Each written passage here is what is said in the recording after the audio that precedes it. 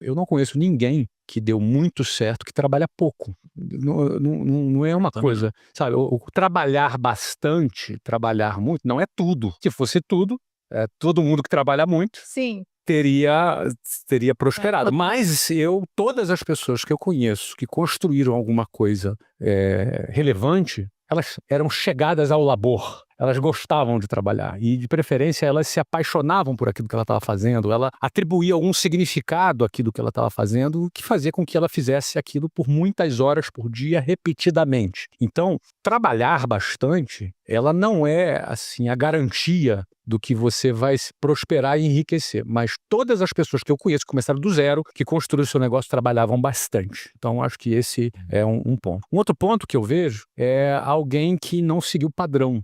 Porque o padrão, se você for pegar ali a lista de todo mundo que enriqueceu, você vai ver que a maioria são empreendedores, depois você vai para atletas, depois você vai para artistas.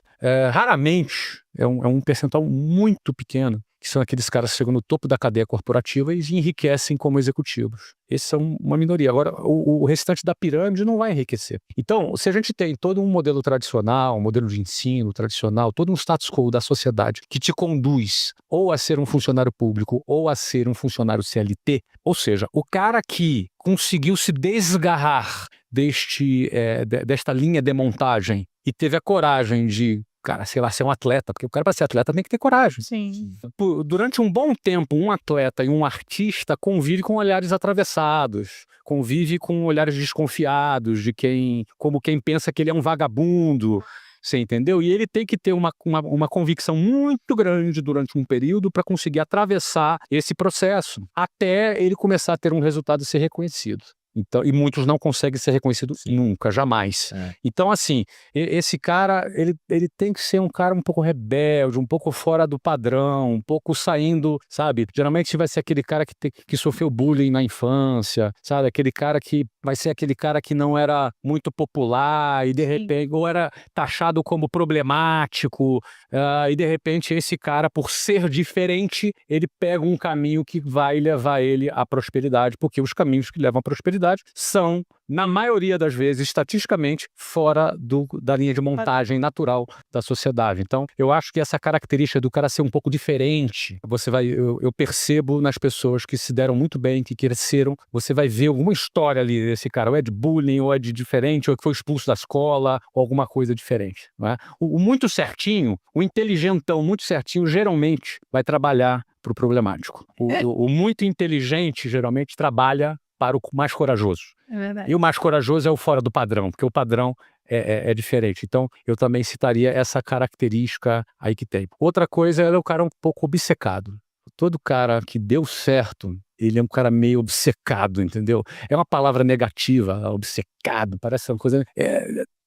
pode não ser saudável em alguns momentos, não é? Mas ele é um cara que não tira as coisas facilmente da cabeça. Ele é meio obcecado com aquilo. Ele acorda pensando naquilo, ele dorme pensando. São características que me vieram à mente agora de pessoas que eu conheço que deram certo. Você percebe essas características em comum. O que me veio aqui é que o cara que fica milionário, a mulher que fica milionária, ele é como um carro que é abastecido com combustível diferente. Então, assim, o combustível de quem fica milionário é diferente. É a mesma pessoa, mas ele é abastecido com combustível diferente. E eu acho que quem fica milionário no Brasil é alguém que é abastecido com ódio, raiva ou uma obsessão e muito tesão, assim, por alguma coisa. Eu acho que essa pessoa fica rica. As outras pessoas, na minha opinião, elas têm muito mais dificuldade de atingir algum resultado muito diferente. Por quê? Porque se a gente for olhar sob a ótica de uma pirâmide financeira no Brasil ou no mundo, você sempre vai ver que no topo da pirâmide você tem poucas pessoas muito ricas e você tem uma base da pirâmide com muita gente que não tem um grande patrimônio. O que a gente enxerga numa pirâmide dessa? A gente vê que a minoria vai chegar num grande resultado, mas a maioria pensa da mesma forma. Então, para essa pessoa ter um resultado diferente das outras, ela vai ter que fazer alguma coisa diferente das outras. E para ela fazer alguma coisa diferente das outras, ela vai ter que se fazer perguntas diferentes das outras. E ela vai ter que criar afirmações também diferentes das outras. Então, para mim, quem de alguma forma fica milionário é quem faz a segunda pergunta.